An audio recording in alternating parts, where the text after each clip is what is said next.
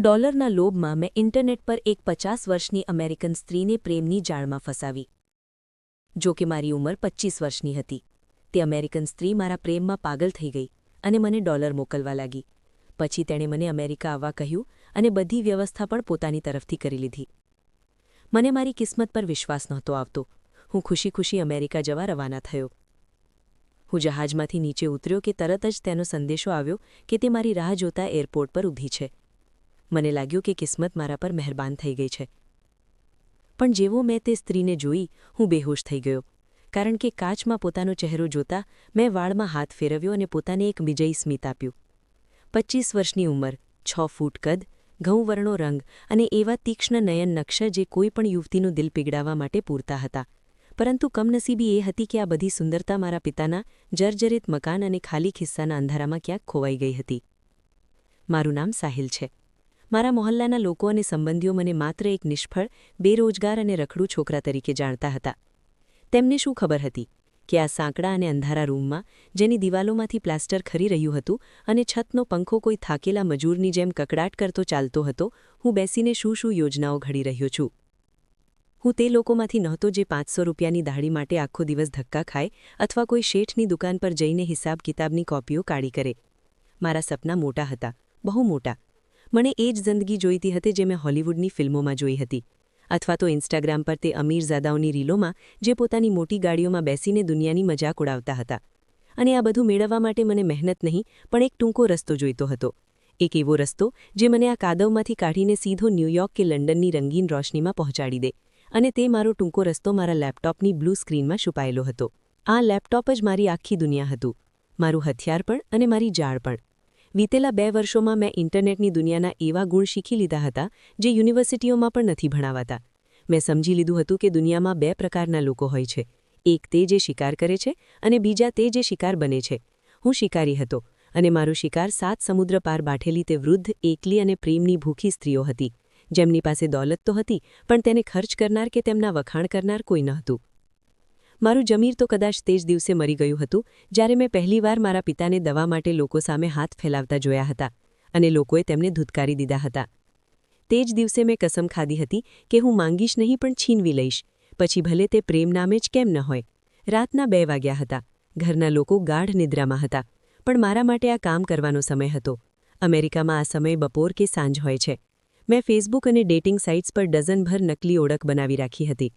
ક્યારેક હું એક દુઃખી કવિ બની જતો, ક્યારેક સંજોગોથી પરેશાન નિર્દોષ વિદ્યાર્થી અને ક્યારેક એક એવો રોમેન્ટિક યુવક જે સાચા પ્રેમની શોધમાં હોય. મારી અંગ્રેજી સારી નહોતી, પણ ગૂગલ ટ્રાન્સલેટર અને કેટલાક ગોખેલા વાક્યોએ મારું કામ સરળ કરી દીધું હતું. મારી નજર સ્ક્રીન પર જામી હતી ત્યારે એક સૂચના દેખાઈ. કેથરીન નામ વાંચતા જ મારા હોઠો પર એક શૈતાની સ્મિત ફેલાઈ ગયું. મેં તરત તેની પ્રોફાઇલ ખોલી. તે ટેક્સાસની રહેવાસી લગભગ 50 વર્ષની વિધવા હતી અને સ્ટેટસમાં લખ્યું હતું, એકલતા બહુ જ જાનલેવા હોય છે. મેં તેની તસવીરોનું ધ્યાનથી નિરીક્ષણ કર્યું. તે એક સાધારણ બોરી સ્ત્રી હતી. ચહેરા પર કરચલીઓ, જાડા કાચવાળા ચશ્મા અને શરીર પર જમા થયેલી ચરબી જે તેની ઉંમર જણાવી રહી હતી. પણ મારા માટે તે એક સ્ત્રી નહોતી. તે એક ચાલતી ફરતી બેંક, એક ગ્રીન કાર્ડ અને મારી આઝાદીનો દરવાજો હતી. મેં તરત તેની ફ્રેન્ડ રિક્વેસ્ટ સ્વીકારી અને ખૂબ જ સરળ નિર્દોષ સંદેશો મોકલ્યો. હેલો, તમારી પ્રોફાઇલ બહુ ઉદાસ લાગી. શું હું તમારો મિત્ર બની શકું? આ વાક્ય સીધું નિશાન પર લાગ્યું. તન્હાઈથી તૂટેલી તે સ્ત્રીઓને બસ કોઈ એવું જોઈતું હોય છે જે તેમની સાથે વાત કરે, તેમને તે અહેસાસ કરાવે કે તેઓ હજુ પણ મહત્વપૂર્ણ છે. કેથરીને તરત જવાબ આપ્યો. તે આશ્ચર્યચકિત હતી કે હિન્દુસ્તાનનો એક 25 વર્ષનો સુંદર યુવાન તેની સાથે વાત કરવા માંગે છે. મેં તેને મારી વાતોની જાળમાં ફસાવવાનું શરૂ કરી દીધું. મેં જણાવ્યું કે હું અહીં બહુ એકલો છું. મારા ઘરના લોકો મને સમજતા નથી અને હું એવી આત્માની શોધમાં છું જે શરીર નહીં પણ દિલની સુંદરતાને સમજતી હોય. હું જાણી જોઈને મારી ગરીબીનું રોણું રડતો, પણ એવા અંદાજમાં કે તેને મારા પર દયા પણ આવે અને મારા આત્મસન્માનનો ભ્રમ પણ જળવાઈ રહે. દિવસો અઠવાડિયામાં અને અઠવાડિયા મહિનાઓમાં બદલાઈ ગયા. હવે કેથરીન મારા વિના એક ક્ષણ પણ રહી નહોતી શકતી. અમે કલાકો સુધી વિડીયો કોલ પર વાત કરતા.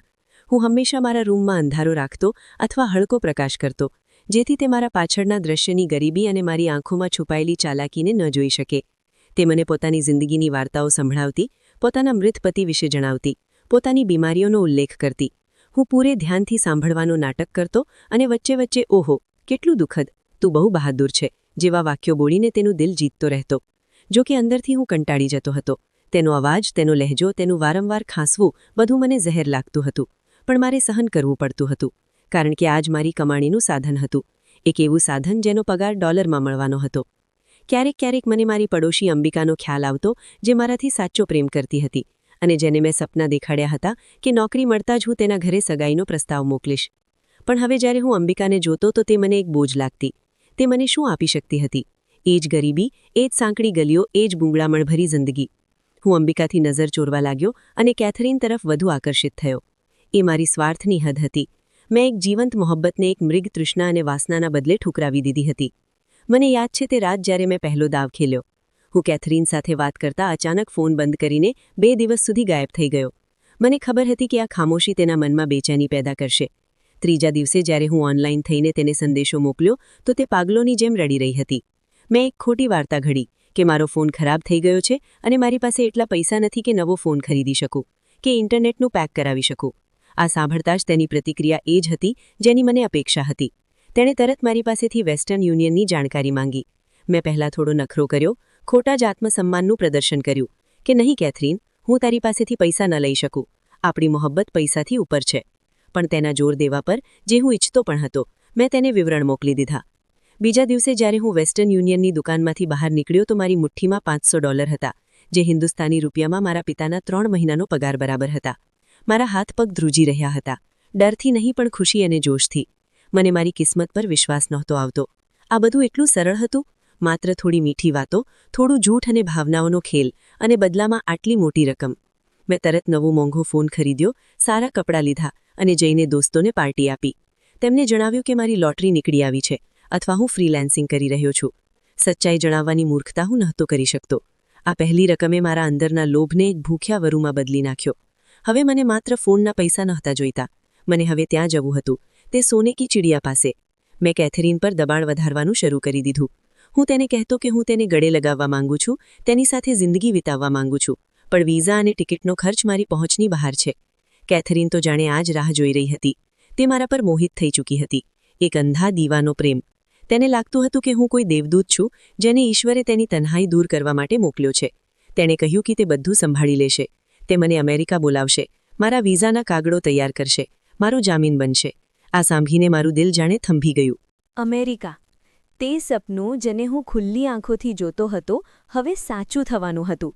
મેં ઘરના લોકોને જણાવ્યું કે મને અમેરિકામાં નોકરી મળી ગઈ છે અને કંપની મને બોલાવી રહી છે. મારા માતાપિતા, જે ગરીબીથી પરેશાન હતા, તેમણે વધુ સવાલો ન કર્યા.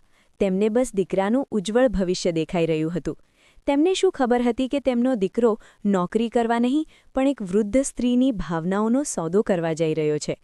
જ્યારે અંબિકાને ખબર પડી તો તે રડતી કકડતી મારી પાસે આવી. તેણે મારી આંખોમાં જોઈને પૂછ્યું, સાહિલ, શું તું સાચે જ મને છોડીને જઈ રહ્યો છે? શું આપણો સાથ અહીં સુધી જ હતો? તેની આંખોમાં આંસુ હતા, પણ મારું દિલ પથ્થર બની ચૂક્યું હતું. મેં ઠંડા સ્વરમાં કહ્યું, અંબિકા, ભાવનાઓથી પેટ નથી ભરાતું. મારે મારી જિંદગી બનાવવી છે અને આ તક હું હાથમાંથી જવા ન દઈ શકું. તે મને જોતી રહી ગઈ, જેમ કે તેને વિશ્વાસ ન થતો હોય કે આ એ જ સાહિલ છે જે તેના માટે જાન આપવાની વાતો કરતો હતો. જતાં જતાં તેણે બસ એટલું જ કહ્યું, જા સાહિલ, પણ યાદ રાખજે, જે ઇમારતો બીજાની કબરો પર ઊભી કરવામાં આવે છે તે ક્યારેય આબાદ નથી થતી. તેના શબ્દો મારા કાનોમાં ગૂંજ્યા, પણ મેં તેમને ખંખેરી નાખ્યા. મને લાગ્યું કે તે માત્ર ઈર્ષ્યા કરી રહી છે. દિવસો ઝડપથી વીતવા લાગ્યા. કેથરીને ત્યાંથી બધી વ્યવસ્થા કરી લીધી. તે વકીલોને મળી. તેણે $1000 ખર્ચ કર્યા અને આખરે તે દિવસ આવી ગયો જ્યારે મારા હાથમાં અમેરિકાનો વિઝા હતો. કાગળમાં લખ્યું હતું કે અમે મંગેતર છીએ અને લગ્ન માટે હું ત્યાં જઈ રહ્યો છું. મારા માટે આ માત્ર એક કાગળનો ટુકડો નહોતો, પણ મારી ગુલામીમાંથી આઝાદીનું પ્રમાણપત્ર હતું. કેથરીને મને ટિકિટ મોકલી અને સાથે જ એક મોટી રકમ જેથી હું ખરીદી કરી શકું. મેં બ્રાન્ડેડ સૂટ ખરીદ્યા, મોંઘા બૂટ લીધા અને મારી તૈયારી પૂરી કરી. રવાના થવાથી એક રાત પહેલાં મેં કેથરીનથી વિડીયો કોલ કર્યો. આ વખતે મેં તેને મારો ચહેરો સાફ દેખાડ્યો. તે બહુ ખુશ હતી. તે કહી રહી હતી, સાહિલ, હું વિશ્વાસ નથી કરી શકતી કે કાલે તું મારી પાસે હોઈશ. મેં તારા માટે ઘણું બધું વિચારી રાખ્યું છે. મારું ઘર, મારી ગાડીઓ, બધું તારું છે. તેની વાતો સાંભળીને મારામાં લોભના તોફાન ઉઠી રહ્યા હતા. હું વિચારી રહ્યો હતો કે બસ થોડા વર્ષોની વાત છે, પછી કાં તો આ મરી જશે અથવા હું ગ્રીન કાર્ડ લઈને તેને છોડી દઈશ. તેની બધી દોલત પર મારો અધિકાર હશે. મેં સ્મિત કરીને કહ્યું, હું પણ બેચેન છું માય લવ. કેટલું મોટું જૂઠ હતું આ! હું તેનાથી નહીં પણ તેના ડોલરથી મળવા માટે બેચેન હતો. જ્યારે હું એરપોર્ટ માટે રવાના થયો તો આખો મોહલ્લો મને જોવા આવ્યો. બધાની આંખોમાં ઈર્ષ્યા અને આશ્ચર્ય હતું. હું એક હીરોની જેમ બધાની સાથે હાથ મિલાવી રહ્યો હતો. જહાજમાં બેસતી વખતે મને એક ક્ષણ માટે ડર લાગ્યો. શું હું કંઈક ખોટું કરી રહ્યો છું? શું અંબિકાના શાપની અસર ખસે? પણ જેવું જહાજ રનવે પર દોડવા લાગ્યું અને જમીન પાછળ છૂટી ગઈ, મેં તે બધા ખયાલોને દિમાગમાંથી કાઢી નાખ્યા. હું વાદળોની ઉપર હતો અને નીચે તે ગરીબ, લાચાર સાહિલ રહી ગયો હતો, જેને હું હંમેશા માટે પાછળ છોડી આવ્યો હતો. હવે હું નવો સાહિલ હતો, જેની મંઝિલ અમેરિકા હતી. સફર લાંબો અને થકવી નાખનારો હતો, પણ મારી આંખોમાં ઊંઘ નહોતી. હું બારીમાંથી બહાર જોતો રહ્યો અને કલ્પનાઓ ગૂંથતો રહ્યો. મેં વિચાર્યું કે એરપોર્ટ પર કેથરીન પોતાની ચળકતી કાર સાથે ઊભી હશે. હું ઉતરતા જ તેની સાથે સેલ્ફી લઈશ અને ફેસબુક પર અપલોડ કરીશ, જેથી અંબિકા અને મારા દોસ્તો બળીને રાખ થઈ જાય. મેં મારા મનમાં મુલાકાતનું આખું દ્રશ્ય વિચારી લીધું હતું. હું તેને ગળે લગાવીશ, ભલે ગમે તેટલો અણગમો થાય. તેના વખાણ કરીશ, પછી અમે તેના મહેલ જેવા ઘર તરફ જઈશું. મેં એ પણ વિચારી લીધું હતું કે જો તે વધારે વૃદ્ધ લાગી તો હું કેવો પ્રતિભાવ આપીશ. મોહબ્બત આંધળી હોય છે. મેં પોતાને આ વાક્ય ગોખાવી નાખ્યું હતું, જેથી જરૂર પડે કામ આવી શકે. મારી પાસે પાછા ફરવાનો કોઈ રસ્તો નહોતો. મેં મારી વાપસીની બધી નાવડીઓ સળગાવી દીધી હતી. મારા દોસ્તો, મારી મોહબ્બત અને મારા ભૂતકાળ સૌને અલવિદા કહી દીધું હતું. હવે કાં તો સિંહાસન હતું અથવા ફાંસીનો તખ્તો. પણ મને શું ખબર હતી કે કિસ્મત મારા ઈરાદાઓ પર હસી રહી હતી. મને શું ખબર હતી કે જેને હું શિકાર સમજી રહ્યો હતો તે સ્ત્રી ખરેખર કંઈક બીજું જ નીકળશે. હું પોતાને બહુ હોશિયાર સમજતો હતો, પણ જિંદગીની શતરંજ પર આગામી ચાલ મારી ન હતી. હું ખુશફહેમીઓના સહારે ભટકી રહ્યો હતો અને હકીકતની સખ્ત ચટ્ટાન મારી રાહ જોઈ રહી હતી. જેવું જહાજના પૈડાઓએ ન્યૂયોર્કની જમીનને સ્પર્શ કર્યો, મારા દિલમાં એક અજીબ ધ્રુજારી દોડી ગઈ. પાયલોટે ઘોષણા કરી કે અમે અમેરિકા પહોંચી ચૂક્યા છીએ. મેં મારો હેન્ડબેગ ઉઠાવ્યો અને બહાર નીકળવા માટે લાઇનમાં લાગી ગયો. ઇમિગ્રેશનનો તબક્કો પણ ડર અને આશાની મિશ્રિત ભાવનામાં પસાર થયો. જ્યારે ઓફિસરે મારા પાસપોર્ટ પર મહોર લગાવીને વેલકમ ટુ અમેરિકા કહ્યું તો લાગ્યું જાણે મેં દુનિયા જીતી લીધી હોય. હું મારો સામાન લઈને લાઉન્જ તરફ વધ્યો. મારું દિલ જોર-જોરથી ધડકી રહ્યું હતું. હું મારી સોનેરી ચકલીને શોધી રહ્યો હતો. મને યાદ હતું કે કેથરીને કહ્યું હતું તે મારી રાહમાં ત્યાં જ ઊભી હશે. મેં મારો ફોન ઓન કર્યો. તેનો સંદેશો આવ્યો હતો, હું બહાર નીકળતા જમણી તરફ ઊભી છું. મેં લાલ દુપટ્ટો પહેર્યો છે. જલ્દી આવ, મારાથી રાહ નથી જોવાતી. મેં એક ઊંડો શ્વાસ લીધો, ચહેરા પર સ્મિત સજાવ્યું અને બહારની તરફ પગલાં વધાર્યા. આ મારી જિંદગીની સૌથી મોટી ક્ષણ હતી, પણ મને એ નહોતું ખબર કે આજ મારી જિંદગીનો સૌથી ભયંકર વળાંક પણ સાબિત થવાનો છે. મારા પગલાંના અવાજની સાથે સાથે મારી બરબાદી પણ મારું સ્વાગત કરવા માટે તૈયાર ઊભી હતી. ન્યૂયોર્કના એરપોર્ટના આગમન દ્વારથી બહાર પગ મૂકતા જ મારા નસકોરામાં એક અજાણી અને મોંઘી હવા ખુશ્બુ સમાઈ, જેણે મને એક ક્ષણ માટે મધોશ કહી દીધો અને લાગ્યું કે મેં જિંદગીની સૌથી મોટી બાજી જીતી લીધી છે. કારણ કે મારી સામે તે દુનિયા હતી જેના સપના મેં મારા ઘરની ટપકતી છત નીચે જોયા હતા. અને હવે હું અહીં ઊભો હતો, એક વિજેતાની જેમ જે પોતાની સત્તા પર અધિકાર કરવા આવ્યો હોય. પણ મને શું ખબર હતી કે આ હવા મારી આઝાદી નહીં પણ મારી બરબાદીનો પહેલો શ્વાસ છે. મેં મારી આસપાસ નજર દોડાવી, જ્યાં દરેક રંગ અને જાતિના લોકો પોતાના પ્રિયજનોને મળી રહ્યા હતા. કોઈ રડી રહ્યું હતું તો કોઈ હસી રહ્યું હતું. પણ મારી નજર માત્ર તે લાલ દુપટ્ટાને શોધી રહી હતી જે મારી દોલતની ચાવી હતી. અને પછી અચાનક મારી નજર તેના પર પડી. તે ત્યાં જ ઊભી હતી, બિલકુલ તેવી જ જેવી તે મને વિડિયો કોલ પર દેખાતી હતી. 50 વર્ષની ભારે ભરકમ સ્ત્રી, જેનું શરીર મેદસ્વીતાને કારણે બેડોળ થઈ ચૂક્યું હતું અને ચહેરા પર પાવડરના થરો છતાં કરચલીઓ તેની ઉંમર સ્પષ્ટ જણાવી રહી હતી. તેણે લાલ રંગનો સ્કાર્ફ વીંટાળેલો હતો, જે તેના ગળામાં કોઈ ફાંસાની જેમ લટકી રહ્યો હતો, અને તેની આંખોની આસપાસ જાડા કાચવાળી એનક એટલે કે ચશ્મા હતી. જેવી તેની નજર મારા પર પડી, તેના ચહેરા પર એક પહોળું અને મારા માટે એક રાહત આપનારું સ્મિત ફેલાઈ ગયું. મેં મનોમન પોતાને કોસ્યો કે મારે કેટલી હદ સુધી અભિનય કરવો પડશે, પણ તરત જ તે ડોલર અને ગ્રીન કાર્ડ યાદ આવી ગયા જે આ સ્ત્રી સાથે જોડાયેલા હતા. મેં મારા ચહેરા પર દુનિયાનું સૌથી માસૂમ અને પ્રેમથી ભરેલું સ્મિત સજાવ્યું અને મારા બંને હાથ ફેલાવીને તેની તરફ વધ્યો, જેમ કોઈ પ્રેમી વર્ષો પછી પોતાની પ્રેમિકાને જોઈ રહ્યો હોય. તે પણ લથડાતી ઝડપથી મારી તરફ વધી અને મને પોતાની ભારે બાહુમાં જકડી લીધો. તેના શરીરમાંથી આવતી તીવ્ર પરફ્યુમની ગંધે મારું માથું ચકરાવી દીધું, પણ મેં શ્વાસ રોકીને તે પ્રેમનો નાટક નિભાવ્યો. તેણે મારા કાનમાં ફૂસફૂસાવ્યો, "ઓ સાહિલ, હું વિશ્વાસ નથી કરી શકતી. તું અહીં છે, તું મારી પાસે છે." તેના અવાજમાં એક શરમ હતી જે મને ખામોશીનો અહેસાસ લાગ્યો, પણ હવે વિચારું છું તો કદાચ તે શિકારને જાળમાં ફસાવવાની ખુશી હતી. મેં તેને પોતાથી અલગ કરી અને તેના કપાળ પર એક નકલી ચુંબન આપ્યું અને કહ્યું, "હું પણ વિશ્વાસ નથી કરી શકતો કેથરીન, મારી જિંદગીનો હેતુ પૂરો થઈ ગયો છે." તેણે મારો હાથ એટલી મજબૂતીથી પકડ્યો જેમ કોઈ શિકારી પોતાના શિકારને પકડે છે અને બોલી, "ચાલ, ગાડી પાર્કિંગમાં છે, આપણે ઘરે જવું જોઈએ. મેં તારા માટે ઘણું બધું વિચારી રાખ્યું છે." મેં માથું હલાવ્યું અને મારી ટ્રોલી બેગ ઘસડતતા તેની સાથે ચાલવા લાગ્યો. પાર્કિંગ તરફ જતાં હું વિચારી રહ્યો હતો કે હવે હું એક લાંબી આલીશાન ગાડી જોઈશ જેનો દરવાજો મારા માટે ખુલશે અને અમે કોઈ રોમેન્ટિક લાંબી ડ્રાઈવ પર જઈશું, જ્યાં હું તેના વૃદ્ધ હાથોને ચૂમીને મારી વફાદારીનો વિશ્વાસ અપાવીશ અને તે મારા પર પોતાની જમીન જાયદાદ લૂંટાવવાના વાયદા કરશે. અમે પાર્કિંગના એક થોડા સુમસામ હિસ્સામાં પહોંચ્યા જ્યાં એક મોટી કાળા રંગની વેન ઊભી હતી, જે સામાન્ય લક્ઝરી ગાડીઓથી થોડી અલગ હતી અને તેના કાચ પણ કાળા હતા. મને થોડું આશ્ચર્ય થયું કે તેણે આ ગાડી કેમ લાવી છે, પણ મેં વિચાર્યું કે કદાચ અમેરિકી અમીરોના શોખ અજીબ હોય છે. જેવા અમે ગાડીની નજીક પહોંચ્યા, વેનનો પાછળનો દરવાજો ખુલ્યો અને મારું દિલ એક ક્ષણ માટે ધક કરીને રહી ગયું, કારણ કે અંદર કોઈ ડ્રાઈવર કે નોકર ન હતો, પણ બે મજબૂત શરીરવાળા માણસો બેઠા હતા જેમણે સફેદ કોટ પહેરી રાખ્યા હતા, બિલકુલ તેવા જેવા ડોક્ટર કે હોસ્પિટલનો સ્ટાફ પહેરે છે. તેમના ચહેરાઓ પર કોઈ ભાવ ન હતો, પણ સખત અને ગંભીર લાગી રહ્યા હતા.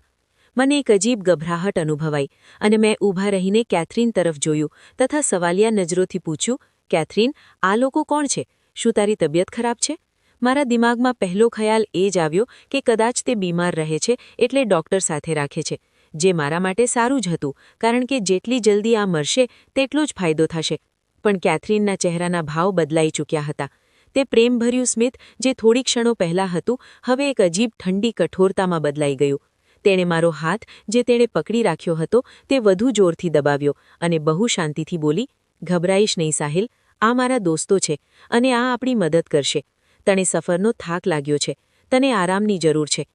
આ પહેલાં કે હું કંઈ સમજી શકું કે પ્રતિકાર કરી શકું, તે બે સફેદ કોટવાળા માણસોમાંથી એક ઝડપથી બહાર નીકળ્યો અને તેણે મોટી સફાઈથી મારો બીજો હાથ પકડી લીધો. મને ખતરાની ઘંટી સંભળાઈ. મારું દિમાગ ચીસો પાડ્યું કે ભાગી જા, અહીં કંઈક ખોટું છે. આ તે રોમેન્સ નથી જેના માટે તું આવ્યો હતો, પણ બધું એટલું જલ્દી થયું કે મને સંભાળવાનો મોકો ન મળ્યો. મેં ચીસ પાડીને પોતાનો હાથ છોડાવવાની કોશિશ કરી. "આ શું બદતમીઝી છે કેથરીન, હું તારો મંગેતર છું. આ લોકો મારી સાથે આમ કેમ વર્તી રહ્યા છે?" પણ કેથરીન હવે તે માસૂમ અને પ્રેમમાં પાગલ સ્ત્રી નથી લાગી રહી હતી. તે બસ ખામોશીથી મને જોઈ રહી હતી, જેમ કોઈ પ્રયોગશાળામાં રાખેલા પ્રાણીને જોતું હોય. બીજા માણસે પોતાના ખિસ્સામાંથી એક નાની શીશી અને સિરિંજ કાઢી કે કદાચ કોઈ કપડું હતું જેના પર કંઈક લગાવેલું હતું. મને બરાબર યાદ નથી, કારણ કે ડરે મારા હોશ છીનવી લીધા હતા. મેં વિરોધ કર્યો, લાતો ચલાવી, ચીસો પાડી, પણ તે બંને બહુ તાકતવર હતા. તેમણે મને જબરદસ્તી ગાડીની અંદર ધકેલ્યો અને મેં મારી ગરદન પર એક ઠંડી સોય ભોંકાતે મહેસૂસ કરી, અથવા કદાચ કોઈએ મારા નાક પર કંઈક મૂકી દીધું હતું. બસ એટલું યાદ છે કે મારી આંખોની આગળ ધૂંધળું થવા લાગ્યું, મારા પગમાંથી જાન નીકળવા લાગી, મારી જીભ લથડવા લાગી. છેલ્લું દ્રશ્ય જે મને યાદ છે તે કેથરીનનો ચહેરો હતો, જે ગાડીના દરવાજા પાસે ઊભી મને જોઈ રહી હતી. હવે તેના ચહેરા પર આશિકાના તડપ ન હતી, પણ એક ચાલાક સંતોષ હતો, જેમ કે તેનો કોઈ ખોવાયેલો સામાન તેને પાછો મળી ગયો હોય. મેં ડૂબતા અવાજમાં કહ્યું, "કેથરીન, કેમ?" પણ પછી અંધારું છવાઈ ગયું, પૂરેપૂરું અને ભયાનક અંધારું. જ્યારે મારી આંખ ખુલી તો મને સમય અને સ્થળનો કોઈ અંદાજો ન હતો. બસ એક તીવ્ર અને ખૂંચતી રોશની મારી આંખોમાં પડી રહી હતી, જેણે મને આંખો મીચવા પર મજબૂર કરી દીધો. મારા માથામાં તીવ્ર દુખાવો હતો, જેમ કોઈએ હથોડા વરસાવ્યા હોય, અને મારું ગળું કાંટાની જેમ બળી રહ્યું હતું. મેં હલવાની કોશિશ કરી, પણ મારું શરીર મારો સાથ નહોતું આપતું, જેમ મને ફાડી નાખવામાં આવ્યું હોય. ધીરે ધીરે મારી બેહોશી દૂર થઈ અને મેં જોયું કે હું કોઈ બેડરૂમમાં નથી અને ન કોઈ હોટેલમાં, પણ આ તો એક હોસ્પિટલનો રૂમ હતો. સફેદ દિવાલો, મશીનોના બીપ કરતા અવાજો અને દવાઓની ગંધ જે માણસને અંદરથી બીમાર કરી દે. મારા ડાબા હાથમાં ડ્રીપ લાગેલી હતી. મારા શરીર પર હોસ્પિટલની નીલી ડ્રેસ હતી. હું ડરના માર્યા કાંપવા લાગ્યો. આ શું થઈ રહ્યું છે? હું તો લગ્ન કરવા આવ્યો હતો. હું તો મસ્તી કરવા આવ્યો હતો. શું મારો કોઈ અકસ્માત થયો છે? મેં ઉઠવાની કોશિશ કરી, પણ મને મહેસૂસ થયો કે મારા હાથ પથારી સાથે બાંધેલા છે. લોખંડની સાંકળોથી નહીં, પણ ચામડાની મજબૂત પટ્ટીઓથી. આ જોઈને મારા અવાજમાં એક ચીસ નીકળી ગઈ. કોઈ છે? મને ખોલો! આ શું મજાક છે? મારો અવાજ રૂમની દિવાલોથી ટકરાઈને પાછો આવ્યો, પણ કોઈ જવાબ ના આવ્યો. મારું દિલ જોર-જોરથી ધડકી રહ્યું હતું. મને હિન્દુસ્તાનમાં છોડેલું મારું ઘર યાદ આવવા લાગ્યું. અંબિકાનો ચહેરો યાદ આવ્યો. માની દુઆઓ યાદ આવી, જેને મેં ઠુકરાવી દીધી હતી. મને લાગ્યું હું કોઈ ખરાબ સપનામાં છું. હમણાં આંખ ખુલશે અને હું મારા ટપકતી છતવાળા રૂમમાં હોઈશ. પણ આ સપનું બિલકુલ નહોતું. આ એક એવી ભયાનક હકીકત હતી જેનો અંદાજો મારું લોભી દિમાગ ક્યારેય લગાવી નહોતું શક્યું. ત્યારે તે દરવાજો ખુલ્યો અને તે અંદર આવી.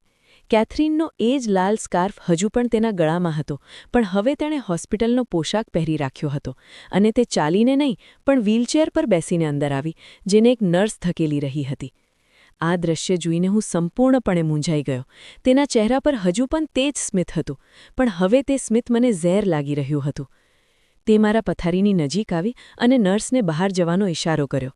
રૂમમાં હવે માત્ર હું હતો, તે હતી અને મશીનોના ભયાનક અવાજો. મેં ગુસ્સે અને ડરના મિશ્રિત જજ્બાત સાથે પૂછ્યું, આ બધું શું છે કેથરીન? તે મને અહીં કેમ બાંધી રાખ્યો છે? હું તારો સાહિલ છું. તું મારાથી પ્રેમ કરે છે. આ કઈ રીત છે? તે ખામોશીથી મને જોતી રહી. પછી તેણે વ્હીલચેરને મારા ચહેરાની વધુ નજીક કરી અને પોતાનો હાથ મારા ગાલ પર મૂક્યો. તેનો હાથ બરફ જેવો ઠંડો હતો. મેં ઝટકો આપીને મારું મોં ફેરવી લીધું. તે હસી, એક પોકળ અને સૂકી હસી, અને બોલી, પ્રેમ? સાહિલ, તારાથી એટલો પ્રેમ કે મેં તને 7 સમુદ્રો પારથી અહીં બોલાવ્યો, લાખો ખર્ચ કર્યા, તને માત્ર પામવા માટે. મેં ચીસ પાડીને કહ્યું, તો પછી આ સાંકળો કેમ? આ હોસ્પિટલ કેમ? મને ખોલ અને ઘરે લઈ ચાલ. તે ગંભીર થઈ ગઈ. તેની આંખોમાં એક અજીબ શાંતિ ઉતરી આવી. તેણે ધીરે ધીરે કહ્યું, ઘર? ઓ મારા પ્યારા સાહિલ, તું હજુ સુધી સમજો નહીં. તું અહીં મારો પતિ બનવા નથી આવ્યો, તું મારી જિંદગી બચાવવા માટે આવ્યો છે. મારી કરોડરજ્જુમાં તેની આ વાત સાંભળીને ધ્રુજારી દોડી ગઈ. મેં ગભરાતા પૂછ્યું, શું મતલબ? તેણે પોતાના શર્ટનો એક હિસ્સો હટાવ્યો તો મને તેના પેટની બાજુ પર પટ્ટીઓને ઘણા નિશાન દેખાયા. તે બોલી, સાહિલ, હું છેલ્લા 5 વર્ષથી કિડનીની બીમારીમાં ઝઝૂમી રહી છું. મારી બંને કિડનીઓ ફેલ થઈ ચૂકી છે. હું ડાયાલિસિસ પર જીવિત છું અને મોત મારા માથા પર ઊભું છે. મને એક દાતાની જરૂર છે, એવો દાતા જેનું રક્ત જૂથ અને ટીશ્યુ પ્રકાર એટલે કે ટીશ્યુ ટાઈપ મારાથી મેચ થતો હોય. હું સાંભળીને પથ્થર જેવો થઈ ગયો. મને લાગ્યું જમીન ફાટી ગઈ છે અને હું તેમાં પડી રહ્યો છું. તે બોલતી રહી, અમેરિકામાં દાતા મળવો બહુ મુશ્કેલ છે અને મોંઘો પણ છે. મારો ટીશ્યુ પ્રકાર ખૂબ જ દુર્લભ છે, જે માત્ર એશિયન નસલના વિશેષ લોકોમાંથી મળે છે. મેં ઇન્ટરનેટ પર તને શોધ્યો. તારી તબીબી જાણકારી નહોતી, પણ તારી વાતોથી અંદાજો થયો કે તું એક સ્વસ્થ યુવાન છે. મેં તને પ્રેમની જાળમાં નથી ફસાવ્યો સાહિલ, પણ તું ખુદ પોતાના લોભની જાળમાં ફસાયો છે. મારા પગ નીચેથી જમીન નીકળી ગઈ. તો આ બધું નાટક હતું? તે પ્રેમ, તે મોહબ્બત, તે આંસુ, તે બધું એક કિડની માટે? મેં રડતા કહ્યું, આ અત્યાચાર છે કેથરીન, તું આવું નથી કરી શકતી. હું પોલીસને જણાવી દઈશ. હું ઇન્સાન છું, હું કોઈ બકરો થોડી છું. તે ફરી હસી અને બોલી, પોલીસ? સાહિલ, તું અહીં મંગેતર વિઝા પર આવ્યો છે અને તે કાગળો પર સહી કરી છે કે તું તારી મરજીથી તારી થનારી પત્નીને કિડની દાન કરી રહ્યો છે, જેથી તેની જાન બચી શકે. કાનૂની રીતે તું રજાકાર છે. આ સાંભળીને મારી આંખોમાંથી આંસુ વહેવા લાગ્યા. હું બુરી રીતે ફસાઈ ચૂક્યો હતો. મેં ગિડગિડાતા કહ્યું, કેથરીન, ખુદાના ખાતર મારા પર દયા કર, મને જવા દે. હું પાછો હિન્દુસ્તાન ચાલ્યો જઈશ. હું કોઈને કંઈ નહીં જણાવું. તેણે મારી હડપચ્ચી પકડીને મારો ચહેરો પોતાની તરફ કર્યો અને તે વાક્ય બોલી જેણે મારા અસ્તિત્વને પાણી કરી દીધું. તેની આંખોમાં હવે એક જુનૂની ચમક હતી. તેણે નરમ લહેજામાં કહ્યું, સાહિલ, તને યાદ છે તે વિડિયો કોલ પર મને શું કહ્યું હતું? તે કહ્યું હતું કે કેથરીન, હું તારાથી એટલો મોહબ્બત કરું છું કે તારા માટે મારી જાન પણ આપી શકું છું. તે એક ક્ષણ માટે રોકાઈ અને પછી એક વ્યંગભરી મુસ્કાન સાથે બોલી, તો હવે ગભરાય છે કેમ જાન? મને તારી જાન નથી જોઈતી. મને તો બસ તારી એક કિડની જોઈએ છે. ફક્ત એક નાનકડો ટુકડો. તું તો મારા માટે જાન પણ આપી શકે છે ને, તો હવે આપ, તારું વચન પૂરું કર. તેના આ શબ્દો મારા કાનોમાં પીગળેલા કાચ જેવા ઉતર્યા. મને મારું તે જૂઠ યાદ આવ્યું જે મેં તેને ભાવનાત્મક બનાવવા માટે કહ્યું હતું. આજે તે જૂઠ જ મારા ગળાનો ફાંસો બની ચૂક્યો હતો. હું ચીખવા માંગતો હતો, પણ અવાજ ગળામાં અટકી ગયો હતો. તે વ્હીલચેર ફેરવીને દરવાજા તરફ વધી અને જતા જતા બોલી, તૈયારી કર સાહિલ, કાલે સવારે ઓપરેશન છે. આજની રાત આરામ કર, કારણ કે કાલે તું મને તે ઉપહાર આપીશ જેની કિંમત મેં ચૂકવી ચૂકી છું. દરવાજો બંધ થઈ ગયો અને હું તે સફેદ રૂમમાં એકલો રહી ગયો, બંધાયેલો, લાચાર અને બેબસ. બહારની દુનિયામાં લોકો કદાચ હજુ પણ મને નસીબદાર સમજી રહ્યા હશે કે હું અમેરિકા પહોંચી ગયો છું, પણ તેમને નહોતું ખબર કે અમેરિકાની આ ચમકદાર ધરતી પર મારું શરીર કાપવામાં આવવાનું હતું. મારું લાલચ મને આ મુકામ પર લઈ આવ્યું હતું જ્યાં મારી કિંમત એક કિડની બરાબર લગાવવામાં આવી હતી. અને સૌથી મોટું દુઃખ તે હતું કે આ બધું મારી પોતાની ભૂલ હતી. મેં ખુદ મારી કબર ખોદી લીધી હતી. હું રડતો રહ્યો, ચીખતો રહ્યો, પણ સાંભળનારું કોઈ નહોતું, સિવાય મશીનોની બેરહેમ અવાજોના જે મને યાદ દેવડાવી રહી હતી કે મારો સમય ઓછો બચ્યો છે. ઓપરેશન પછી જ્યારે મને હોશ આવ્યો તો મારા પેટની જમણી બાજુ એક તીક્ષ્ણ ખૂંચતો દુખાવો હતો, જે દરેક ક્ષણે અહેસાસ દેવડાવી રહ્યો હતો કે મારા શરીરનો એક અગત્યનો હિસ્સો હવે મારો નથી રહ્યો, પણ તે સ્ત્રીના શરીરમાં પહોંચી ચૂક્યો છે જેણે મારા લાલચને મારી બરબાદીનું હથિયાર બનાવી લીધું હતું. હોસ્પિટલની સફેદ છત અને દવાઓની ગંધ હવે મારી જિંદગીનો સ્થાયી હિસ્સો બની ચૂકી હતી. પણ અસલી પીડા તો હોસ્પિટલથી નીકળ્યા પછી શરૂ થઈ, જ્યારે કેથરીન મને રજા અપાવીને પોતાના ઘરે લાવી. તેને ઘર કહેવું ઘર શબ્દનું અપમાન હશે, કારણ કે તે ઈંટો પથ્થરોથી બનેલો એક ઠંડો અને બેજાન કિલ્લો હતો, જેની દિવાલો આસમાનને સ્પર્શતી હતી અને જેના મોટા લોખંડના તાળા ચીસ કરી જણાવતા હતા કે અહીં આવનારો પોતાની મરજીથી તો આવી શકે છે, પણ પોતાની મરજીથી જઈ નથી શકતો. આ ઘર શહેરથી ખૂબ દૂર એક સુમસાન વિસ્તારમાં હતું, જ્યાં દૂર દૂર સુધી કોઈ વસ્તી નહોતી, ફક્ત જંગલ અને ખામોશીનું સામ્રાજ્ય જેણે મારી તન્હાઈ અને ડરને વધુ વધારી દીધો હતો. મને એક એવા રૂમમાં રાખવામાં આવ્યો જે દેખાવમાં ખૂબ આરામદાયક અને સુવિધાઓથી ભરેલું હતું, પણ તેની બારીઓ પર લાગેલા મજબૂત ગ્રીલ અને દરવાજા પર લાગેલું આધુનિક તાળાનું સિસ્ટમ મને હર વખત એ અહેસાસ કરાવતું હતું કે હું અહીં મહેમાન નહીં પણ એક કેદી છું, એક એવો કેદી જેની સજા ઉમ્રકેદ નહીં પણ હર ક્ષણની યાતના હતી. કેથરીનની તબિયત હવે પહેલાં કરતાં સારી હતી, કારણ કે મારી સ્વસ્થ કિડની તેના શરીરમાં કામ કરી રહી હતી, પણ મારી હાલત દિવસ બદિન બગડી રહી હતી. નબળાઈ એટલી હતી કે કેટલાક પગલાં ચાલવું પણ મુશ્કેલ હતું. આ છતાં મને આરામ કરવાની અનુમતિ નહોતી, કારણ કે હવે મારું પદ ફક્ત મંગેતરનું નહીં પણ એક ઘરેલું સેવક અને નર્સનું હતું. મારે સવારમાં ઉઠીને કેથરીન માટે નાસ્તો તૈયાર કરવો પડતો, તેના રૂમની વ્યવસ્થા કરવી પડતી અને તેની વ્હીલચેરને ધકેલીને તેને ઘરના બગીચામાં લઈ જવી પડતી, જ્યાં તે કલાકો ખામોશીથી બેસી રહેતી અને હું તેની પાછળ એક મૂર્તિની જેમ ઊભો રહેતો. મારી હેસિયત હવે તે ઘરમાં એક ઇન્સાનની નહીં પણ એક ફાલતુ પૂર્જાની હતી, જેને જરૂર પડે ઉપયોગ કરવામાં આવતો અને પછી સાચવીને રાખવામાં આવતો, જેથી સમય આવ્યે ફરીથી કામ આવી શકે. મને મારા ઘરની ખૂબ યાદ આવતી હતી, તે ગલીઓ, તે શોરબકોર, દોસ્તોની વાતો અને માના હાથની બનેલી દાળ રોટી, જે ક્યારેક ઝેર લાગતી હતી, હવે દુનિયાની સૌથી મોટી નેમત મહેસૂસ થતી હતી. મેં ઘણીવાર કોશિશ કરી કે કેથરીનનું દિલ પીગળી જાય. મેં ફરીથી તે જ નાટક શરૂ કર્યા જે હું હિન્દુસ્તાનમાં બેસીને ફોન પર કરતો હતો. મેં રડતા રડતા તેના પગ પકડી લીધા અને કહ્યું, કેથરીન, મારા પપ્પા બહુ બીમાર છે. મને ખબર મળી છે કે તેઓ આખરી શ્વાસ લઈ રહ્યા છે. મને હિન્દુસ્તાન પાછો જવા દે. હું વાયદો કરું છું કે પાછો આવી જઈશ. મેં જૂઠનો સહારો લઈને તેના અંદરની સ્ત્રીને જગાડવાની કોશિશ કરી, પણ હું ભૂલી ગયો હતો કે જે સ્ત્રીએ આટલી યોજના બનાવીને મારી કિડની કાઢી છે તે કેટલી ચાલાક અને બેરહેમ હોઈ શકે છે.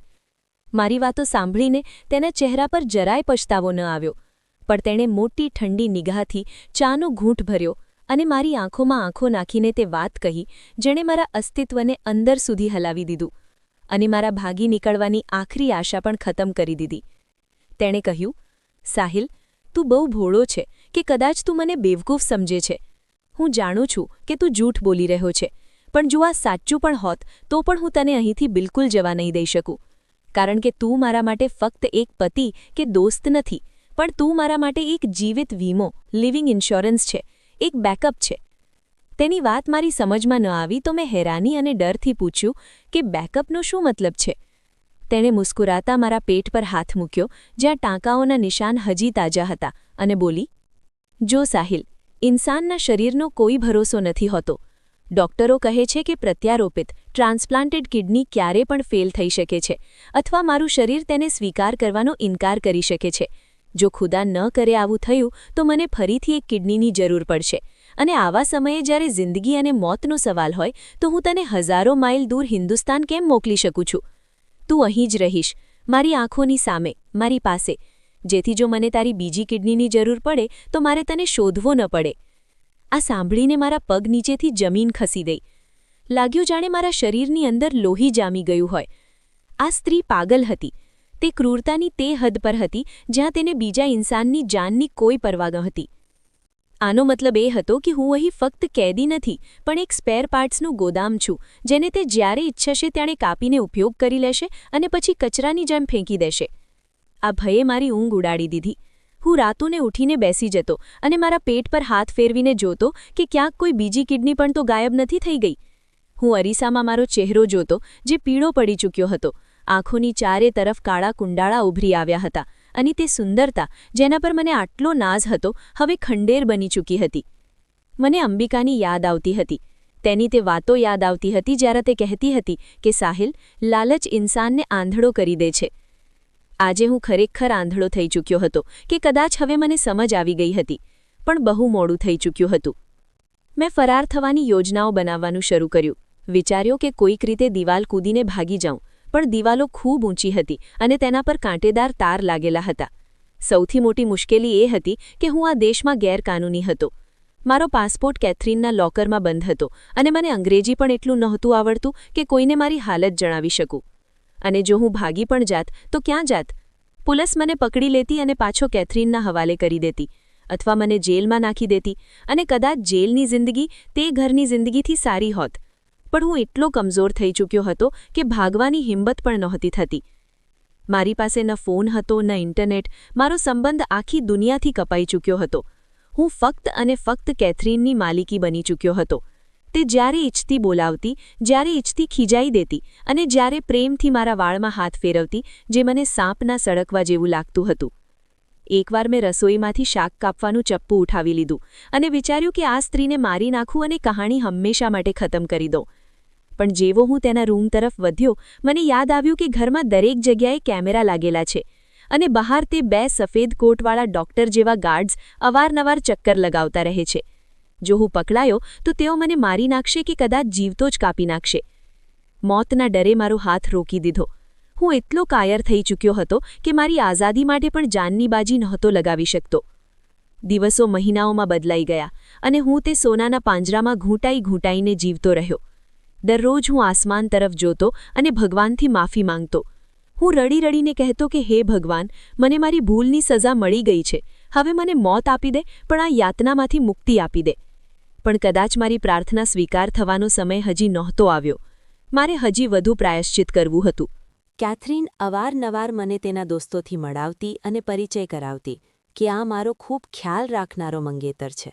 તે લોકો મારી તારીફ કરતા અને કહેતા કે કેથરીન, તું કેટલી ભાગ્યશાળી છે કે તને આટલો પ્રેમ કરનારો યુવાન છોકરો મળ્યો છે. તેમને એ નહોતું ખબર કે આ સ્મિતની પાછળ કેટલી ચીસો દબાયેલી છે, અને તે યુવાન છોકરાના શરીરનો એક હિસ્સો તે સ્ત્રીની અંદર કેદ છે. આ વિરોધાભાસ મને પાગલ કરી રહ્યો હતો. બહારની દુનિયા માટે હું એક સફળ અને ભાગ્યશાળી ઇન્સાન હતો, જે અમેરિકામાં એશ કરી રહ્યો હતો. પણ વાસ્તવિકતામાં હું એક ગુલામ હતો, જેની પોતાની કોઈ ઈચ્છા નહોતી. ઘણીવાર હું વિચારતો કે કાશ હું તે વિમાન ચૂકી ગયો હોત, કાશ હું એરપોર્ટ પર જ મરી જાત, પણ અમેરિકા ન આવત. લાલચે મને જે ઊંચાઈ પર પહોંચાડવાનું સપનું દેખાડ્યું હતું, તેણે મને તેટલી જ ઊંડી ખાઈમાં ગિરાવી દીધો હતો. હવે મારી પાસે ફક્ત પછતાવો હતો, અને આ ડર કે કોઈ પણ દિવસે કેથરીનની તબિયત ખરાબ થશે અને તે ડોક્ટરોને બોલાવીને કહેશે, સાહિલની બીજી કિડની કાઢી લો, અને તે દિવસે મારી કહાણી હંમેશા માટે ખતમ થઈ જશે. હું એક જીવંત લાશ બનીને તે ઘરના વરંડામાં ટહેલતો રહેતો અને પક્ષીઓને આઝાદ હવામાં ઉડતા જોઈને એ તમન્ના કરતો કે કાશ હું પણ પક્ષી હોત, કાશ મારી પાસે પણ પાંખો હોત. પણ મારા પાંખો તો મેં સ્વયં મારા હાથોથી કાપી નાખ્યા હતા. હવે મારી પાસે ઇંતજાર સિવાય કંઈ નહોતું.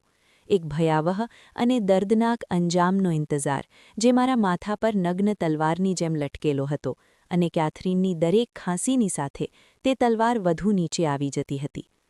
અમેરિકાના તે જીવંત નર્કમાં મારા 2 વર્ષ વધુ વીતી ગયા. આ 2 વર્ષ મારી જિંદગીના નહીં પણ મારી મોતના વર્ષો હતા. હું દરરોજ મરતો અને દરરોજ જીવતો. કેથરીનની તબિયત બગડતી રહી અને હું તેની જ જવાબદારીમાં ઘૂંટાતો રહ્યો. મારું યૌવન, મારી તાકાત અને મારી આશા બધું કંઈ તેના આલિશાન ઘરની દિવાલોમાં દફન થઈ ગયું. આખરે પ્રતિકારનો સમય આવ્યો, પણ મારા પક્ષમાં નહીં, પણ પ્રકૃતિના નિર્ણય અનુસાર. એક રાત કેથરીનને ભયંકર હૃદયરોગનો હુમલો આવ્યો. તેનું કમજોર તન, જે દવાઓ અને મારી કિડનીના સહારે ચાલી રહ્યું હતું, હવે સાથ ન આપી શક્યું અને તે મારી આંખોની સામે તડપડીને મરી ગઈ. તેની મોત મને આઝાદીનો સંદેશ આપવો જોઈતો હતો, પણ આવું ન થયું. કેથરીનના મરતાં જ તેના તે કાળા અને તે સફેદ કોટવાળા દોસ્ત જાનવરોની જેમ આવી પહોંચ્યા. મને જણાવવામાં આવ્યું કે કેથરીને પોતાની વસિયતમાં મારા માટે કંઈ નથી છોડ્યું હતું, સિવાય તે ટિકિટના જે મને પાછો હિન્દુસ્તાન મોકલવા માટે હતો.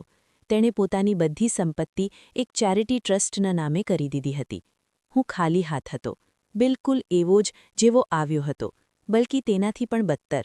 આવતી વખતે મારી પાસે સેહત હતી, આશા હતી અને એક કિડની વધારે હતી, પણ પાછા ફરતી વખતે મારી પાસે ન સેહત બચી, ન જુવાની અને ન તે અંગ જેનો મેં સોદો કર્યો હતો.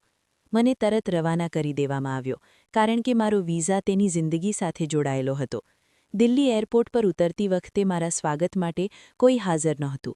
ખિસ્સામાં કેટલાક ડોલર હતા, જેમને બદલીને મેં રિક્ષા લીધી અને મારા મોહલ્લા તરફ રવાના થયો. તે જ ગલીઓ, તે જ દુકાનો, બધું કંઈ એવું જ હતું, બસ હું બદલાઈ ચૂક્યો હતો. જ્યારે હું મારા ઘરના દરવાજા પર પહોંચ્યો તો સાંજ થઈ રહી હતી. મેં કાંપતા હાથોથી ટકોર દીધી. દરવાજો મારા વૃદ્ધ પિતાએ ખોલ્યો. તેમની નજરો કમજોર થઈ ચૂકી હતી. તેમણે મને ઉપરથી નીચે સુધી જોયો. એક હાડકાનું માળખું, ધસી ગયેલી આંખો અને સફેદ થતા વાળ. તેમણે ઝૂંઝવાઈને કહ્યું, "માફ કર બેટા, આગળ જા, અહીં કંઈ નહીં મળે." આ શબ્દો મારા હૃદયમાં ગોળીની જેમ લાગ્યા. મારા પોતાના પિતાએ મને ભિખારી સમજી લીધો હતો. હું રડી પડ્યો અને તેમના પગમાં જઈને પડી ગયો. "પપ્પાજી, હું છું તમારો સાહેલ." તેઓ ચોંકી ગયા, પાછળ હટ્યા અને ધ્યાનથી મારી તરફ જોયું. જ્યારે ઓળખાણ થઈ તો તેમના મોંમાંથી ચીસ નીકળી, પણ આ ખુશીની ચીસ નહીં, પણ ડરની ચીસ હતી. માં પણ દોડતી આવી, પણ પોતાના યુવાન દીકરાની જગ્યાએ તે બીમાર શખ્સને જોઈને ગળે મળવાની જગ્યાએ દહેલીઝ પર બેસીને રડવા લાગી. હું અમેરિકાથી ડોલરની બોરીઓ નહોતો લાગ્યો, હું ફક્ત બીમારી અને અપમાન લાવ્યો હતો. ઘરવાળાઓની આંખોમાં સહાનુભૂતિ ઓછી અને ડર વધારે હતો. હું તેમના માટે એક અજાણ્યો બની ચૂક્યો હતો, એક એવો બોજ જે તેઓ પહેલાં જ ઉતારી ચૂક્યા હતા. બીજા દિવસે મને ગલીમાં શોર સંભળાયો. ખબર પડી કે અંબિકાના લગ્ન થઈ રહ્યા છે. તે જ અંબિકા જેને મેં ઠુકરાવી દીધી હતી. હું પાગલ થઈને તેના ઘર તરફ ભાગ્યો. મને લાગ્યું કદાચ તે મને જોઈને બધું છોડી દેશે, કદાચ તેનો પ્રેમ હજી પણ જીવંત છે. જ્યારે હું ત્યાં પહોંચ્યો તો તે દુલ્હન બનેલી બેઠી હતી. મેં ભીડમાં તેને અવાજ દીધો, "અંબિકા, જો હું પાછો આવી ગયો છું." બધા લોકો ખામોશ થઈ ગયા. અંબિકાએ નજર ઉઠાવીને મને જોયો, પણ તેની આંખોમાં કોઈ ચમક નહોતી. તેની આંખોમાં કોઈ આંસુ નહોતો. તેણે મને એમ જોયો જેમ કોઈ ગંદી નાળીના કીડાને જોઈ રહી હોય. હું તેની નજીક જવા લાગ્યો તો તેના ભાઈઓએ મને રોકી લીધો. હું ચીખ્યો, "અંબિકા, હું સાહિલ છું, તારો પ્રેમ." અંબિકાએ મોટા સુકૂનથી કહ્યું, "મારો સાહિલ તો તે જ દિવસે મરી ગયો હતો જે દિવસે તે પોતાની વાસના માટે વિમાનમાં બેઠો હતો. તું કોઈ બીજો છે, કદાચ કોઈ ભિખારી." તેણે પોતાનો ચહેરો ફેરવી લીધો. આ મારી જિંદગીનો આખરી ઝટકો હતો. હું ત્યાંથી ઊંધા પગે પાછો ફરી આવ્યો. આજે હું આજ મોહલ્લાની એક નુક્કડ પર બેસું છું. લોકો પસાર થાય છે, મને પાગલ કે નશેડી સમજે છે. કોઈ દયા ખાઈને રોટલી ફેંકી દે છે. મારા શરીરમાં એક જ કિડની છે જે હવે જવાબ દઈ રહી છે, અને મારા હૃદયમાં એક દિલ છે જે પછતાવાની આગમાં બળી રહ્યું છે. હું અવારનવાર વિચારું છું કે હું ગ્રીન કાર્ડ લેવા ગયો હતો, પણ બદલામાં મારું ઓળખપત્ર પણ ખોઈ આવ્યો. મેં હીરાની શોધમાં મારું અસલી સોનું ગુમાવી દીધું. હવે હું આવતા જતા યુવાનોને જોઉં છું જે હાથોમાં ફોન લઈને અમેરિકા અને યુરોપના સપના જોઈ રહ્યા હોય છે. મારું મન થાય છે કે ચીસ પાડીને તેમને રોકું, મારી કમીઝ ઉઠાવીને તે જખમ દેખાડું અને કહું કે જો શોર્ટકટનો રસ્તો સીધો કબ્રિસ્તાન કે પાગલખાના તરફ જાય છે. પણ મારો અવાજ હવે કોઈ નથી સાંભળતું. હું એક પાઠનું જીવંત જાહેરાત છું જેને દુનિયાએ રદ્દીની ટોપરીમાં ફેંકી દીધો છે.